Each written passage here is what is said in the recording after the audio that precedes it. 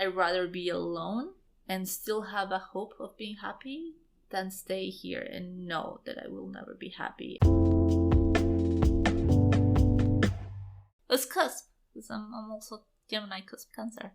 Oh, so you and I have a very similar incarnation cross. I think I noticed that on your chart, that we have the same incarnation cross. So yeah. Interesting. Yeah, so I'm so excited to learn all about human design, but also about your background, computer science, finance, living in Canada, New York, and London, right? Correct, yeah.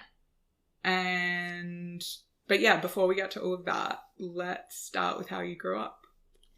How I grew up, okay. So, growing up, we moved a lot.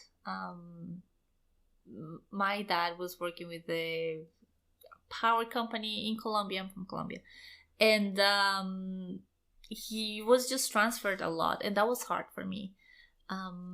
Because it meant that every so often I had to go into new school, make new friends, adapt all over again. And in Colombia, I don't know, it's the same here.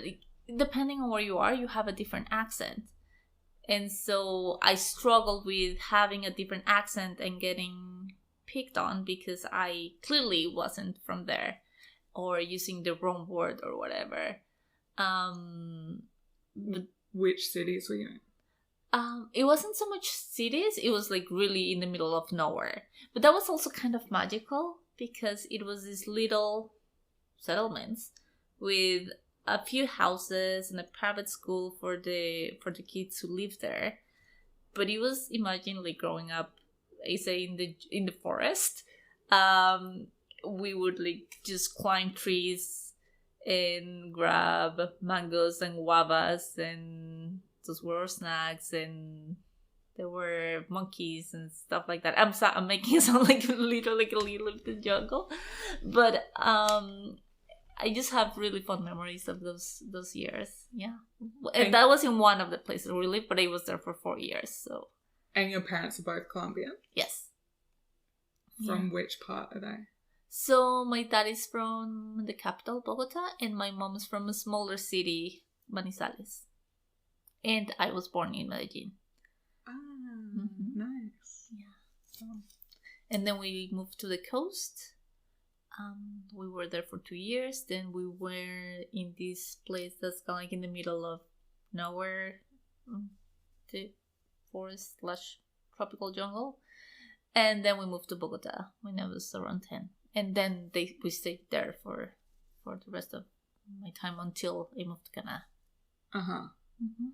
And so do you think there was anything major that happened during your childhood, aside from moving around a lot, that shaped the journey you've been on in adulthood? Yeah, I mean, growing up I had glasses. Because I couldn't, from 3 years old, I had glasses. So, and I was advanced for a kid my age.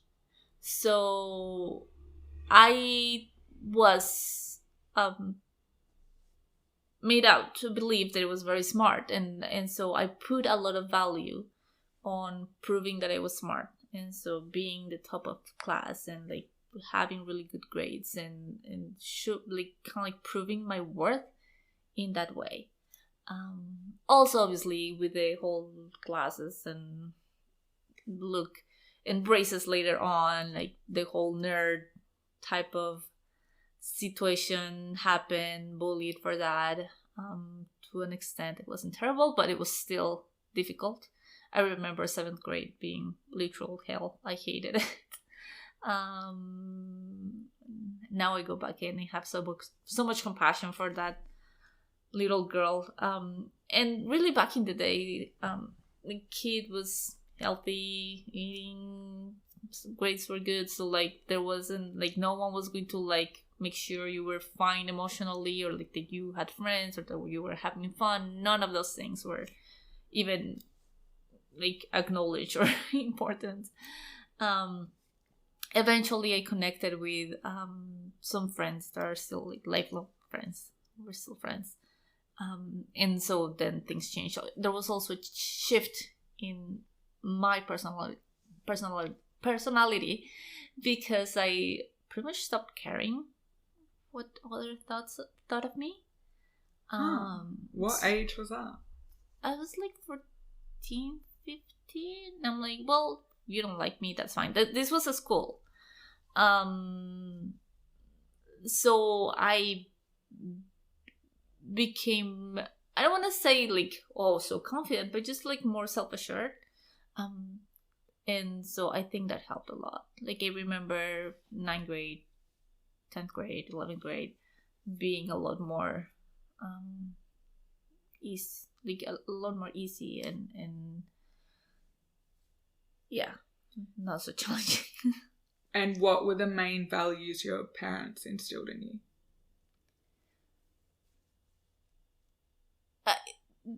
Colombia is very Christian, so, and my school was all girls Catholic school, so there's a lot of that.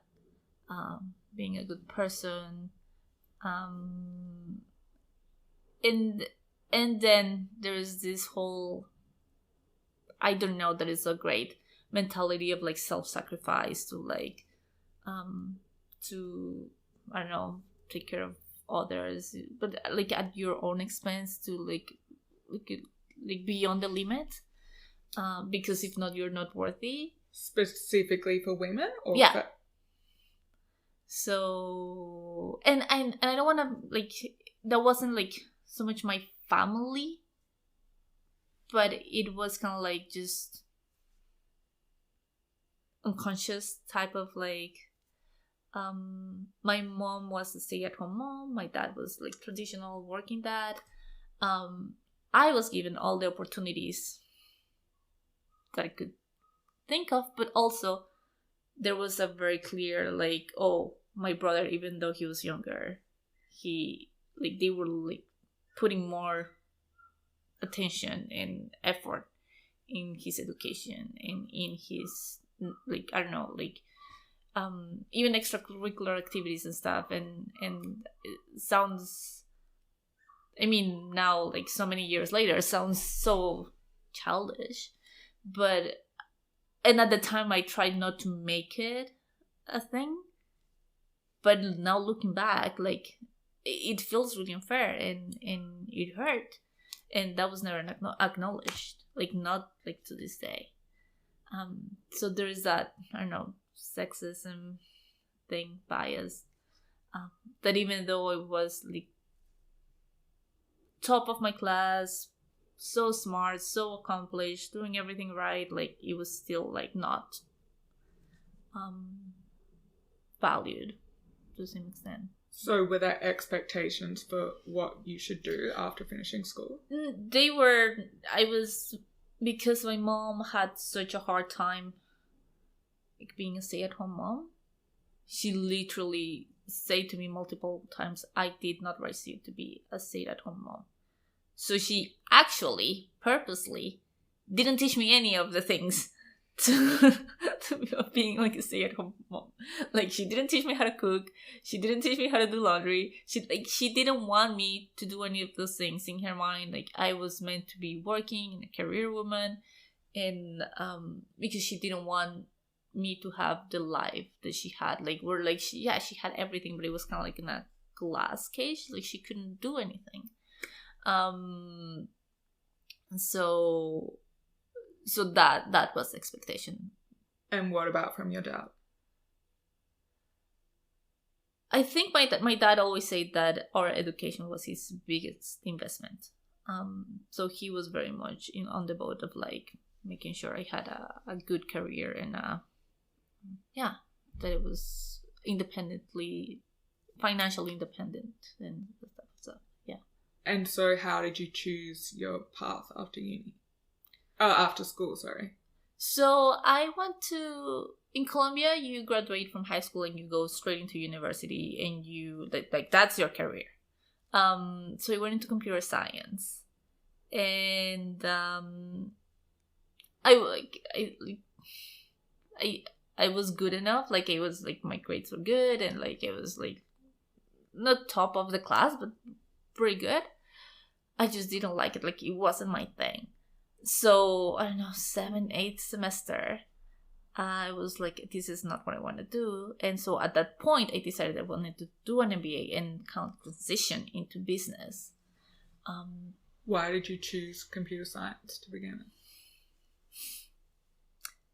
It's one of those silly things where, like, I just like the computer class in school the most, and so and it was good, and I knew I had the smarts for it, so why not?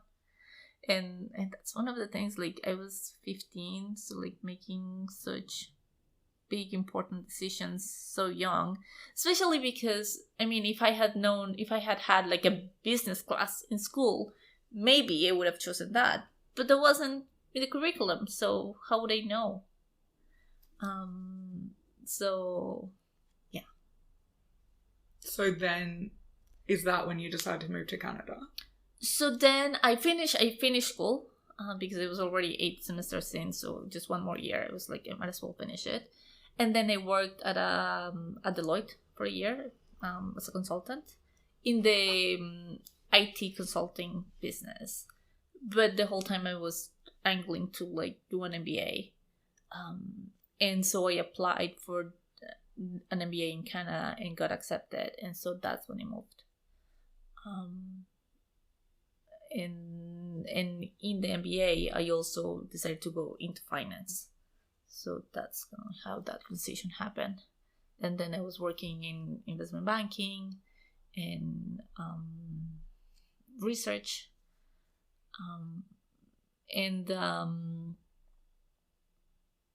I became very disillusioned with the industry because, for example, I was working for this company for 2 years straight. And I think for an entire year, I didn't see the sun. I was eating all of my meals at the desk.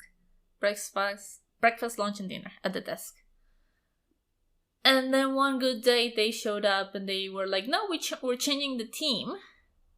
And so they laid everyone off. And at the time, my work visa was tied to that particular company. This was in New York? No, this was in Canada still. Toronto? Calgary. I've been there. You've been there. So I just felt betrayed. And yes, companies, they don't have souls, they're not people, they don't care. Fair, but when you have put that much effort, and you didn't do anything wrong per se, for them to just discard people like that, and it wasn't like just like I literally couldn't get a job because my permanent resident visa was still pending, and they knew that. And so they put me in an impossible situation, and this is one of those periods in my life that were really, really difficult and really, really hard.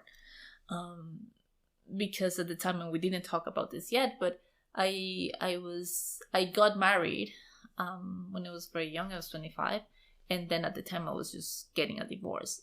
So not only was I newly unemployed, I couldn't apply for any jobs. I was also pretty much homeless because I was getting a divorce. So it was a really, really difficult situation. Was your ex-husband Colombian? Or? Yes, he was Colombian.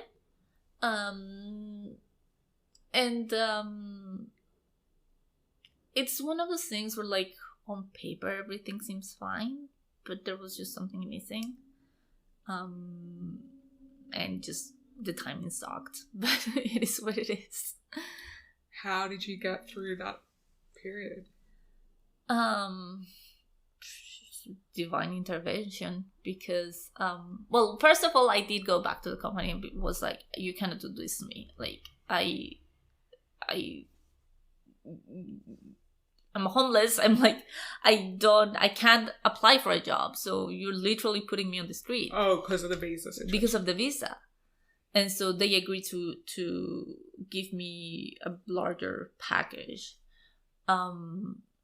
And then by, like you said, divine intervention, my resident paper showed up almost a year and a half faster than they should have.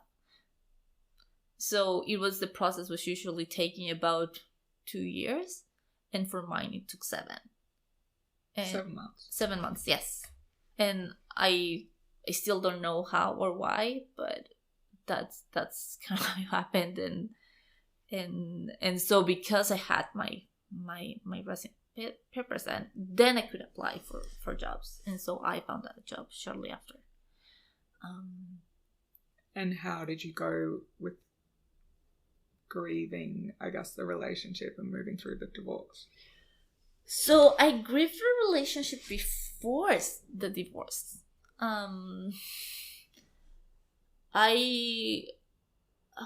There were specific moments in the relationship where I was like, this isn't it. I just knew in my core it wasn't it. It was a matter of gathering the courage to say the words out loud and make the decision, really.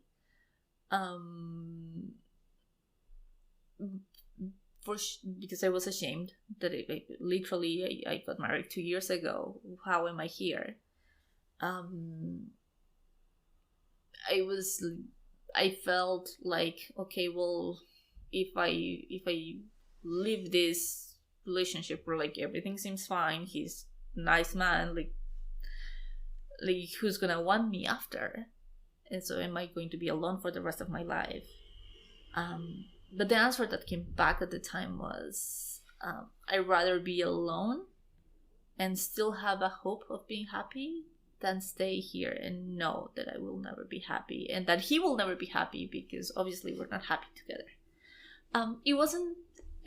It just felt like we were just in 2 different worlds. We didn't have anything in common, so every time we did something together, one of us was compromising. And was there a lot of shame coming from Colombia and with Catholicism, or pressure from your family? Yes. My parents at first didn't understand. They thought I was just upset, like we were just fighting, and I was upset. They didn't believe, because I wasn't open about the issues I was having and how I was feeling. So for them, it came out of nowhere. So they thought it was just me, just, I don't know, being dramatic or something, which I'm usually not, but I mean, what else are they going to think? I was also pleasantly surprised by the support I received from some people.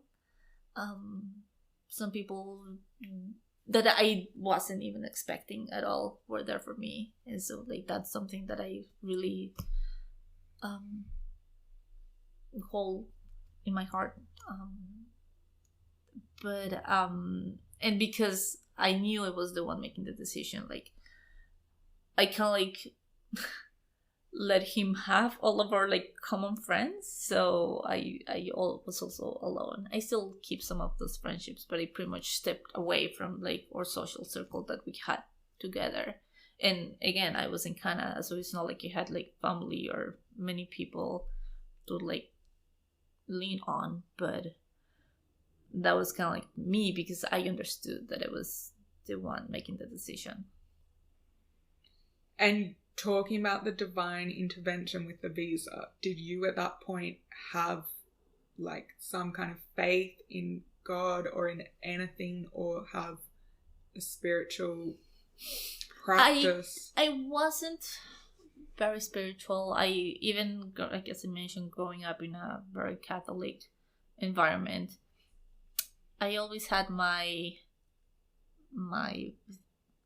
thing against the church, not so much like around being spiritual and that type of thing, but like the establishment of like the things that they stood for. I had a problem with that, because for me, like the whole concept of like only men can be priests, I was like, well, I'm a woman, so like by definition I'm impure and not good enough. So, and well, there's a whole host of other things there, but I wasn't particularly spiritual or a believer, but I don't know, like a lucky chance. I don't know. It's not like it was like lighting up candles and praying. I'm sure my mom and my grandma were. And I do believe that they both have a connection with God, like a very, very important connection with God. So if anything, they intervened for me, but it wasn't me personally. Yeah. But I'm just wondering, I guess we'll get onto it, because how we know each other is through this manifestation work, which has been mentioned on this podcast, but it's always, this is what we were talking about before we started recording, that it's scary, like, to come from a place of science or finance or like even like a male kind of structured logic place. From pragmatic type of mindset. Yeah. Yes. To then be talking about stuff like spirituality and manifestation and astrology and all these other things, energies. 100%. And that was something I was dealing with when I initially started my business, because it's like such a 180. Like, what? Because I was doing corporate finance, investment banking, like all the things, and then to turn around and be like, I read energies. So, and even I think also because like our society doesn't put a lot of value into that. We are a very male dominated, capitalistic society, so all of these things are kind of like in the edge, kind of like swirling around, and no one's really paying attention. But if I look back now, I do believe that resident card and the apartment that I ended up buying at the time, those were both big manifestations. Yeah. It was a big push from the universe of like because I jumped off a cliff when I decided to leave my ex-husband. I didn't have anywhere to land on, nothing. So I really do believe that was the universe having my back. Amazing. But at the time, you just didn't have that way of thinking about stuff. No, I just, in my mind, and even years after, every time I thought about it, I was like, never for 1 second did I regret the decision of leaving.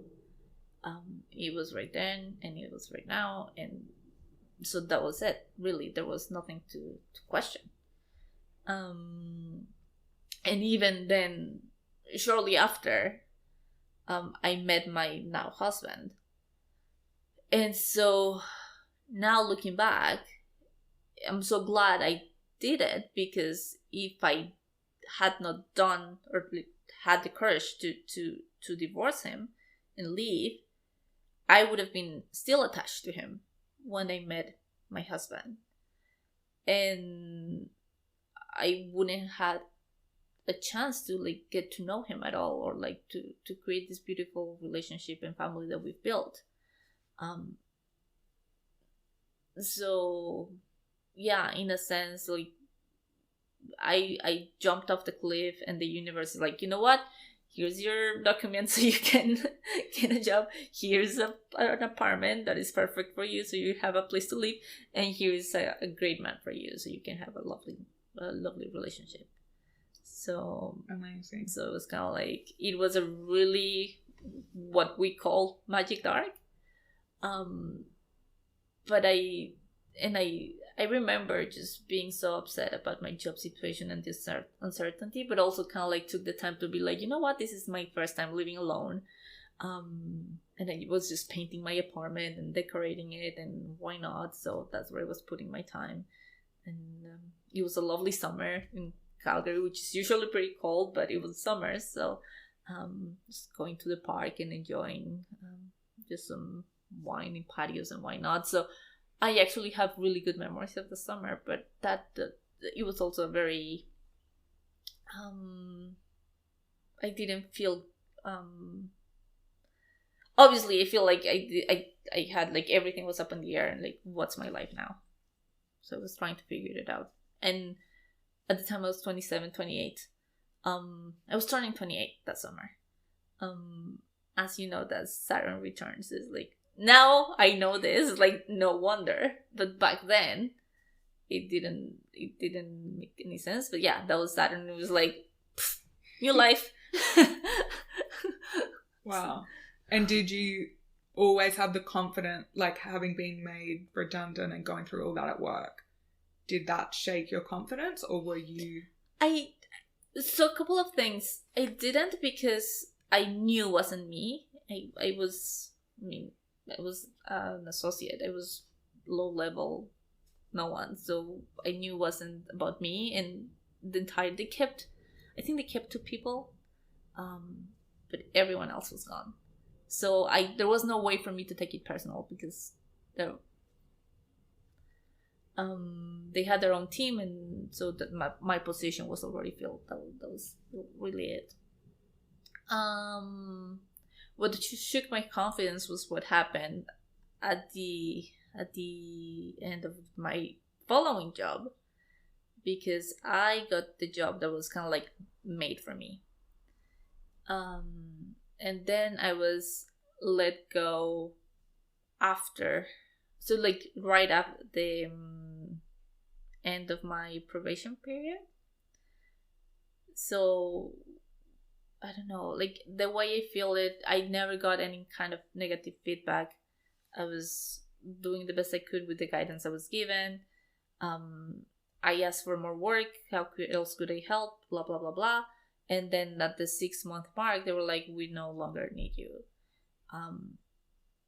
That was hard because I felt used.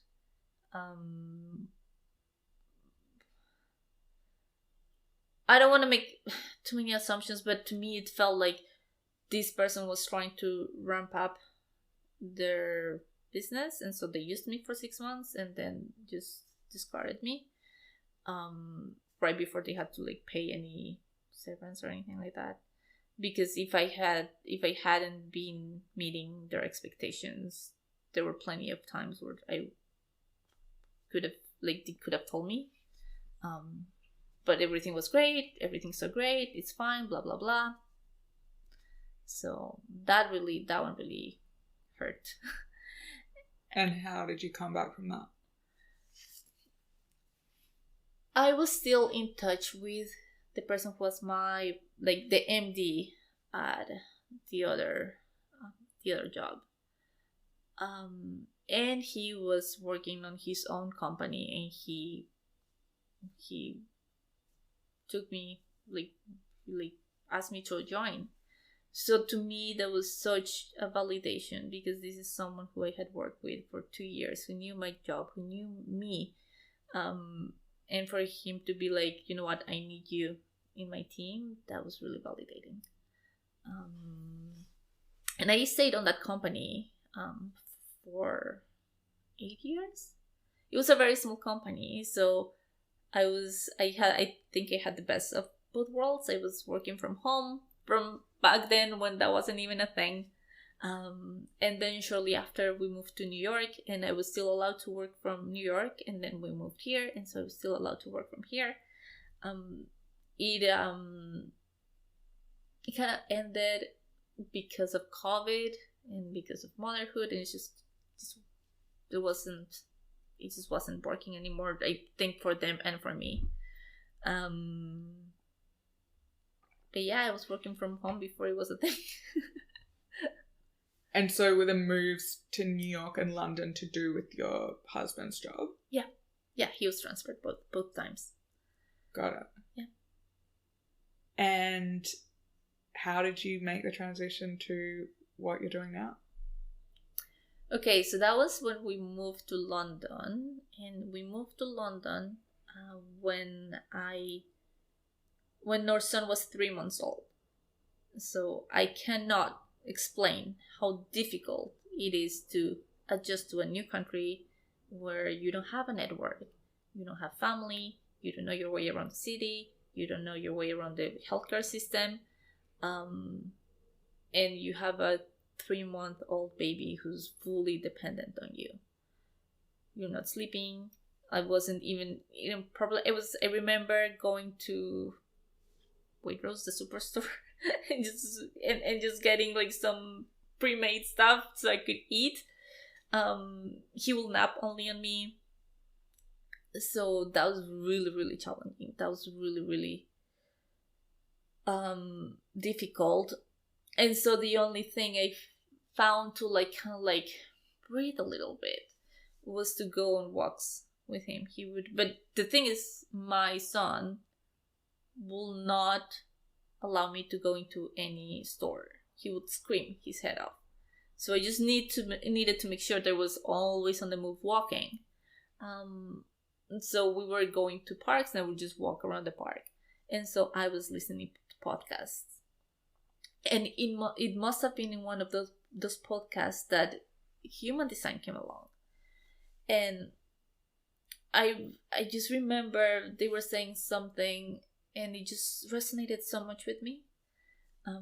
So I went home and I looked it up and I just felt so seen and understood, because at the time I was going through a deep identity crisis. I had always known who I was as a person. I had always known where I was going, but now I was in this place where I Carolina as a person ceased to exist. I was just an entity there to like keep my baby alive. I had no connection with the outside world. I had no way to meet my own needs, let alone like any type of joy. I remember, and this is going to sound very silly, but I was really sad at the moment. I managed to get the baby to sleep, so I was going to get my nails done. In Colombia, you go to get your nails done, you just literally walk down the street and you're like, hey, I'm gonna get my nails done, and then you get your nails done. Well, turns out that here you need an appointment. So I showed up and they're like, no, we don't have room, we can't help you. And I was just so devastated, because that was like my one thing that I was going to do to like make myself feel better, and I couldn't do it.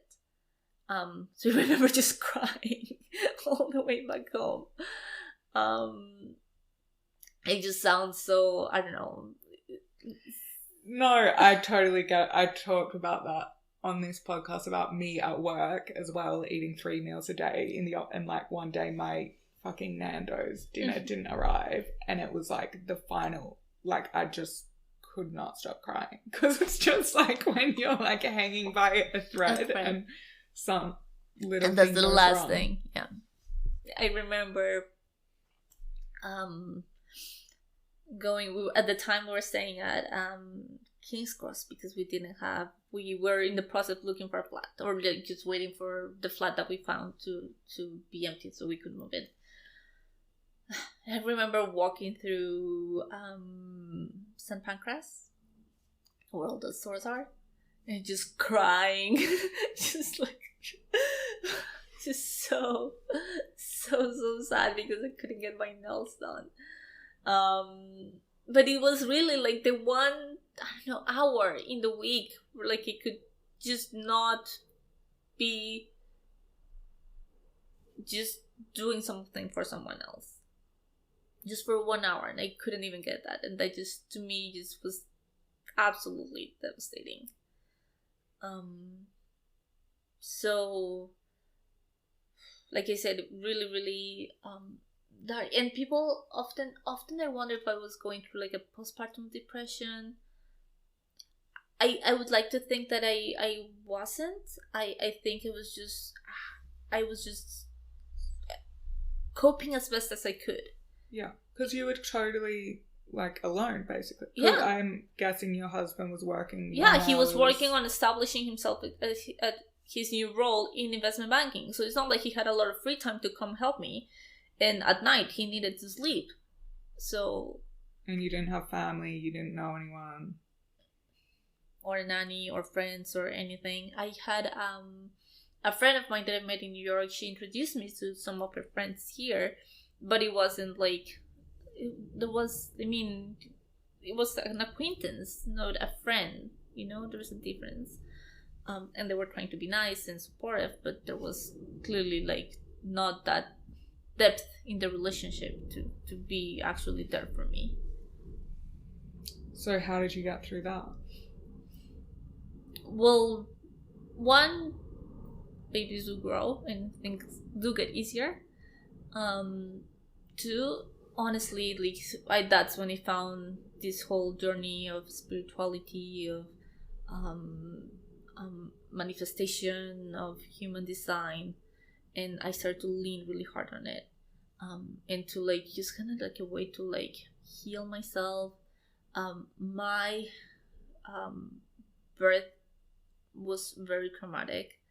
I was in labor for 45 hours, and it took me forever to recover, because not only it was a really difficult delivery, but we had to run back to the ER 2 days after being home. And I don't know about here, but there, if the patient was my baby, I wasn't a patient. I was like nothing. So here I am, still like literally bleeding, and I didn't have a bed to lay on. And I think that really just took every last bit of anything that was left in me. I remember getting home 24 hours later, and like I pretty much just fainted at the door. That was in New York. That was in New York. And my recovery was really, really hard, and it's one of those things that I think are very wrong about our society, the aftercare for mothers, because mom is taken care of as long as the baby's in her. As soon as the baby's outside, mom ceases to exist. Like, it's all about the baby. And yes, the baby is important, but mom needs to be okay too, so she can care for a baby. And so I think that's one of the things our society is really missing. And so, like you said, I was still like recovering. Like 3 months, I was still recovering. And with a very small, dependent baby. And yeah, it was in that moment that I found this whole world of spirituality, and human design really was the thing that helped me reconnect with the person I knew I was. And I just found it so helpful. I was fascinated by it. And so every chance I got, like every break I got, because when my baby was napping, then I was reading up on it or listening to podcasts and stuff like that. And so soon after, I decided to enroll in a reader training program. Not because I was planning to become a reader, just because I was just so fascinated. I kind of wanted to learn everything I knew, everything I could about the people in my life. So instead of like doing it for multiple people, I decided to become the expert so that I could do it myself, essentially. And that's when I kind of like really got involved in it. I started doing readings for my friends and family, and it was a friend of mine who told me, "You're really good at this. You should consider making it, like doing it for real." And so that was kind of like the push I needed to really lean more into it. And it's been a process, because at the time I was pregnant with my second one. So it's not like I had a ton of time to devote to a new business. But like you said, it's something I'm very passionate about. I take great pride in the work I'm doing, the content I'm producing, the things I'm creating, the way I'm helping people, the connections I've made. So it's really something that lights me up, and it's something that I've never felt this purposeful and this excited about something, and the intention that I show up with every day for my clients, for my work. I've never felt like this before, and right now I really think I have a really good balance of in the mornings with my baby, and in the afternoons I'm working, and so I have more of a balance between being a mom and working on something I love. I don't have to sacrifice one or the other, because that was your part about going back to work. I felt like for me to like make it work in this city, I would essentially have to work 60 hours a week minimum, and then I would never see my baby. So I would be working just to pay the nanny, and then I never get to see my baby. So it really felt like, what's even the point? And so I feel like in this way I get to have my cake and eat it too. So. And was it scary making the transition into this new thing that presumably like your family had never heard of, or you weren't super familiar with? Yes. At first I kind of like did it kind of like in the like a little kind of like under the radar. Then I kind of share about it more on social media, and so some people found out that way, which is fine. I really thought my family was going to be very unsupportive, and they surprised me by being super supportive, especially my dad, who, as I mentioned, very Catholic traditional upbringing, and he's all about the human design and telling me about my chart and telling his friends about it and just being so supportive. He doesn't have any social media, so he doesn't see anything of the things that I'm posting, but he's been so supportive. And my mom as well, like they've never been like kind of like, oh, this goes against religion or anything like that. That was kind of like one of my fears. My in-laws, my mother-in-law is also very spiritual, so very supportive. My husband was the one that was kind of like a little bit more, I don't know, really challenging to like, it was difficult for him to understand, because that's not who he is. He's very pragmatic, he's very logical, he's very, again, working in finance, so very A-type personality. But I think with time, he's seen the results in both like my life and the way, like, how much I've changed for the better, and also the things that I tell him about our kids from their charts, and then he sees them playing out in real life. That's turning him into a believer. Because that's probably my pathway into it, because I'm wondering, how do you come to terms with coming from like a technical background to then be like, okay, how do we make sense of something that it's like, what is this? Like, some part of your personality can be defined by when you're born and all these things that, and there's no like hard science that can explain the whole thing. Because for me, it's just like, okay, this terrifies me.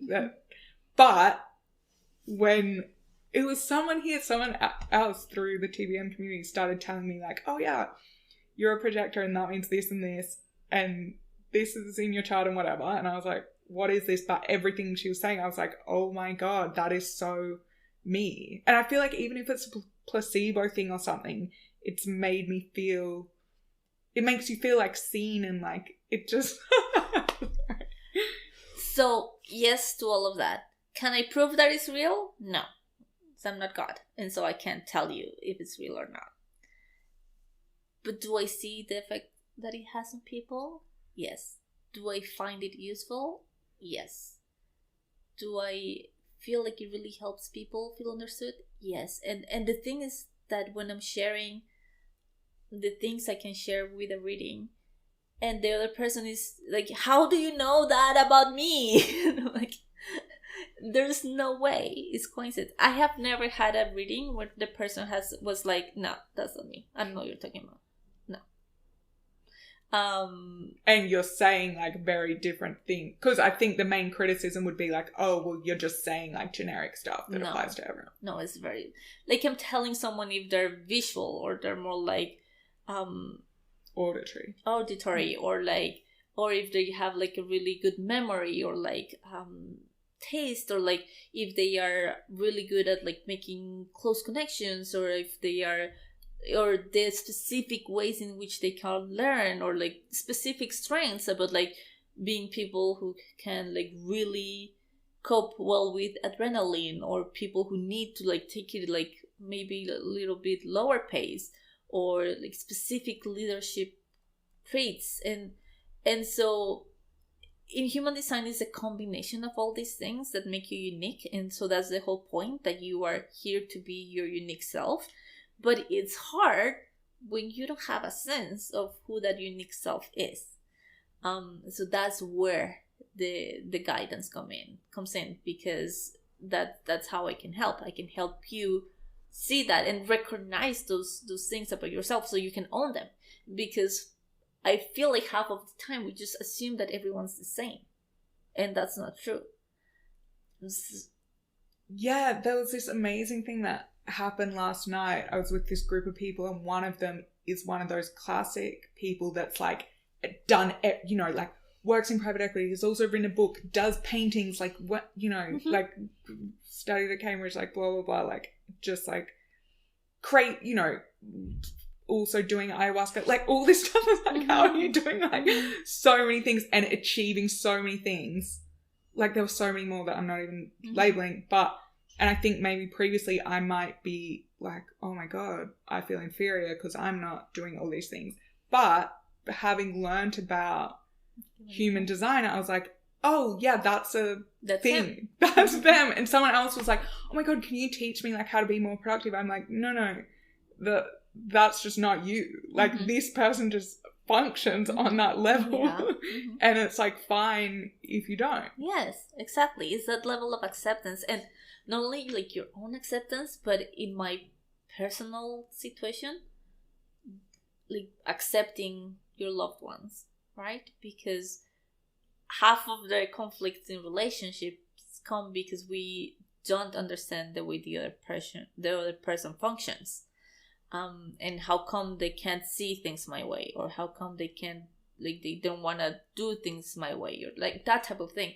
So understanding where we're different and accepting those differences is really, really helpful when it comes to relationships. Not only like partnerships, but also like not only like loving partnerships, but like at work, or with your parents or siblings or your kids. That it's really helpful for that reason as well. No one here, even me, when I was in my bubble, I was still with my baby. So even then, I wasn't completely alone, you know? Like, so there's always this exchange of energy where you are affecting others and they are affecting you. It's a two-way street always. And for those who are not believers, we've all been in the situation where like we're in a room and we're totally fine, and someone walks through the door and the mood in the room changes. That's energy. They didn't say a word, you didn't say a word, you just felt it. And so that for me is the easiest way I have to explain how these dynamics work, because we've all felt that, even if we can't prove it or put it into words or explain it, we've all been there. Or when we meet someone and we're like, they didn't give me the right vibe. Or when you meet someone and you click immediately and you're like, we're gonna be best friends for life, and you know that right then. This is all energy. Okay, you unfortunately have to go, but can I ask you the three quick questions that I ask everyone? Oh God, go. So, one, is there a book that's had a big impact on your life?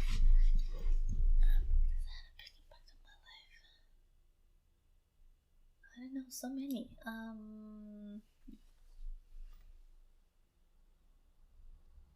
And I don't know how this is going to sound. It's probably not gonna come across great, but my first book that I read about spirituality and this journey was The Universe Has Your Back. Gabby Bernstein. And right now it's not like the first book I would recommend, but for me that was the most meaningful because it really, like, it the way it's set up is kind of like a program, you know, like it's like, okay, so we're gonna do this, and it takes you to the steps, and then I started to follow the steps, and things started to happen. It was like, okay, well, this stuff works. so that was kind of like the thing that kind of like took me to this journey. So that was why it was kind of like pretty. That's important. crazy because that's the same as me. Really? Yeah. And it was so scary because I was like, what are all these words? Like talking about praying and all this stuff. I was like, oh my God. But I was really depressed at the time, and someone was like, the title, like the universe, I was like, serious? Oh my God, something has my back. Yes. This is like, this is nice. Please. That's so funny. Okay. Next question. How do you stay grounded? How do you stay grounded? Right now is through some of the TOBM work. Some of the DIs are really helpful. And hugging my kids. When I'm like, when I had a hard day, when I swear, hugging them, just like, it just feels like it's healing my heart in that moment. Yeah. And what 3 words describe the best version of you?